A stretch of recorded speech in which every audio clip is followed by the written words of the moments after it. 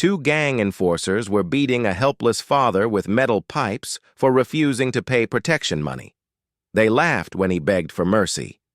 But the laughter stopped instantly when 12 tough bikers kicked down the door and decided to teach them a brutal lesson about justice.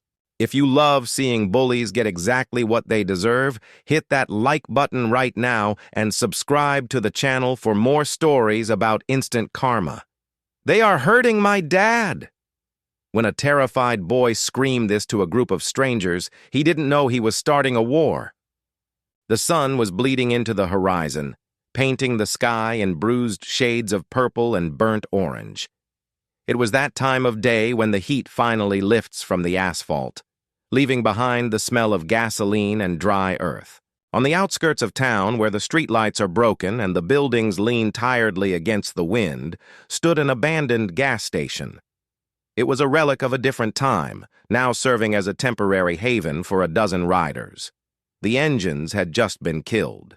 The sudden silence was heavy, filled only by the ticking of cooling metal and the low murmur of men and women who had spent the last 6 hours eating up the miles.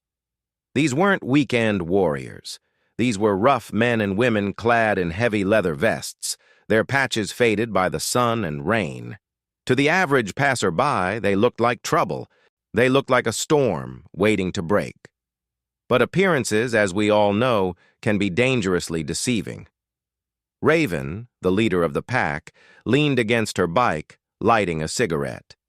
She had a scar running down her left cheek, a souvenir from a past life she rarely spoke about. Her eyes scanned the perimeter out of habit. She was the first to see the movement in the shadows. At first, she thought it was a stray dog, but as the figure stumbled into the dying light, the silhouette sharpened. It was a boy. He couldn't have been more than 8 or 9 years old. He wasn't running, he was barely walking. His legs seemed to fail him with every step, knees buckling under the weight of exhaustion and terror. He wore a soccer jersey that was torn at the shoulder and 2 sizes too big, fluttering like a flag of distress. His face was a map of tragedy, streaked with grime, sweat, and fresh tears that cut clean lines through the dirt. The conversation among the bikers died instantly. One by one, they turned. Bear, a giant of a man with a beard like steel wool, stood up slowly. Jax, the group's mechanic, stopped wiping his hands on a rag. The boy didn't stop until he was a few feet away. He looked small, impossibly small against the backdrop of the heavy machines and the towering figures in leather. He opened his mouth, but no sound came out at first, just a dry heave of air. Then his voice cut through the evening air like a siren. "Please, help me!" The boy collapsed near the front wheel of Raven's bike, his knees hitting the gravel hard. They are hurting my dad." The air in the gas station shifted. The relaxation was gone, replaced by a razor-sharp tension. Raven flicked her cigarette away and stepped forward. She didn't look down on the boy. She got down on his level. She knelt in the dirt, ignoring the dust coating her jeans. Up close, she saw the sheer panic in the kid's eyes, the kind of panic that changes a person forever. She reached out, placing a gloved hand gently on his shoulder to steady him. Her voice, usually gravelly and sharp, dropped to a calm, commanding register. "Breathe, kid. Look at me." The boy gasped for air, his eyes darting around at the scary-looking strangers, but he locked onto Raven. He saw something in her face, not pity, but strength. "Where is he?" Raven asked. "Where is your dad?" The boy raised a shaking hand, pointing toward the skyline where the skeletal remains of the old industrial district loomed. It was a maze of rusted warehouses, forgotten alleys, and broken dreams a few blocks away. "Behind the old mill," he choked out, the words spilling over each other. "2 men. They dragged him out of the truck. They have baseball bats. They said he owed them." Raven stood up instantly. The protective instinct that lay dormant behind her hardened exterior roared to life. She looked at the boy, then at the darkening sky, and finally at her crew. She didn't need to give a speech. She didn't need to ask for volunteers. She just scanned their faces. "You heard him," Raven said, her voice cutting through the silence. "Mount up. Nobody hurts a family on our watch." The roar of 12 engines shattered the quiet, a symphony of thunder that sent birds scattering from the nearby trees. It was a sound that usually instilled fear, but tonight it sounded like salvation. Raven gestured to the boy. "Get on! Hold on tight to my waist and do not let go." She had never wanted children. She lived a life on the road, free from roots and responsibilities. But as she felt the terrifying grip of the boy's small arms wrap around her waist, squeezing with desperate strength, she felt a weight settle in her chest. It was a responsibility heavier than any she had known. He was trusting her with his life, hoping she could save the only world he knew, his father. "Let's ride," she signaled. The pack moved as one organism. They tore down the cracked asphalt road, kicking up dust devils in their wake. The wind whipped past them, but the boy buried his face in Raven's leather vest, shielding his eyes. They arrived at the edge of the industrial district in less than a minute. The area was desolate. The streetlights here had been shot out years ago. Shadows stretched long and dark between the corrugated metal buildings. Raven raised a fist, the universal sign to halt. The roar of the engines died down, replaced by the stealthy crunch of tires rolling on gravel as they cut the ignitions. They needed the element of surprise. Silence returned, but it was menacing now. "Is this the place?" Raven whispered, leaning back toward the boy. Leo nodded, trembling violently against her back. "By the loading dock," he whispered. "There are no lights back there. That's where they took him." Raven dismounted and signaled 2 of her largest men. "Bear Jacks, circle around the back, cut off any exits. The rest of you stay low. We move like ghosts." The group fanned out. These men and women knew how to move. They stepped over broken glass and rusted pipes, their eyes adjusting to the gloom. The smell of rot and stagnant water hung heavy in the air. Suddenly, Jax returned from a pile of debris near a dumpster. His face was grim, illuminated by the weak beam of a penlight. "Found a wallet," Jax muttered.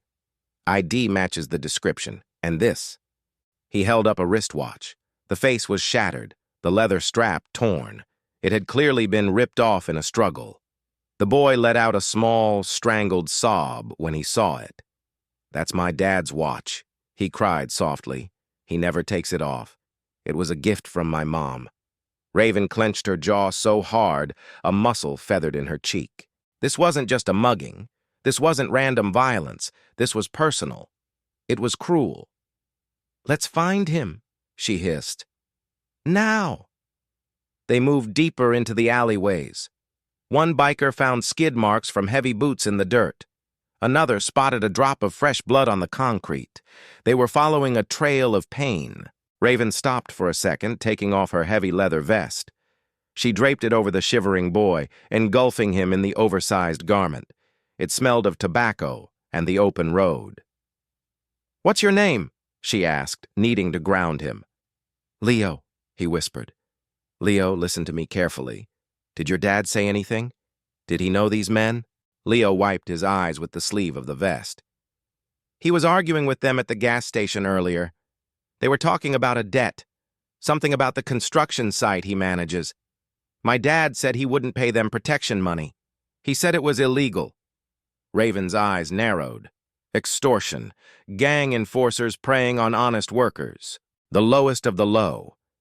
Just then, a dull thud echoed from inside a corrugated metal shed about 20 yards ahead. It was the sound of something heavy hitting flesh, followed immediately by a groan of agony. Raven didn't wait for a signal. She didn't wait for a plan. She sprinted toward the shed, her boots pounding the concrete. She reached the door, a rusted metal sheet on sliding tracks. She didn't slide it, she kicked it. The metal screeched in protest as it flew open, banging against the inner wall. Inside, illuminated by a single flickering bulb hanging from a wire, the scene was a nightmare. A man was on his knees in the dirt, bloodied, his shirt torn, but his chin was up. He was defiant. Two men stood over him. They were big, wearing cheap suits and holding lengths of metal pipe. One was raising his arm for another blow. When they saw the silhouette of Raven filling the doorway, backed by the looming shadows of Bear and Jax, the attackers froze. Their arrogance evaporated instantly. "Back off!" one shouted, brandishing the pipe, though his voice wavered. "This doesn't concern you, bitch! This is business!" Raven stepped forward. She didn't have a weapon in her hand. She didn't need one. She radiated a dangerous, cold calm that was far scarier than the pipe. "You made it our concern when you scared that boy," she said, her voice dropping an octave, echoing off the metal walls. "Drop it, or I'll make you eat it." The attacker hesitated.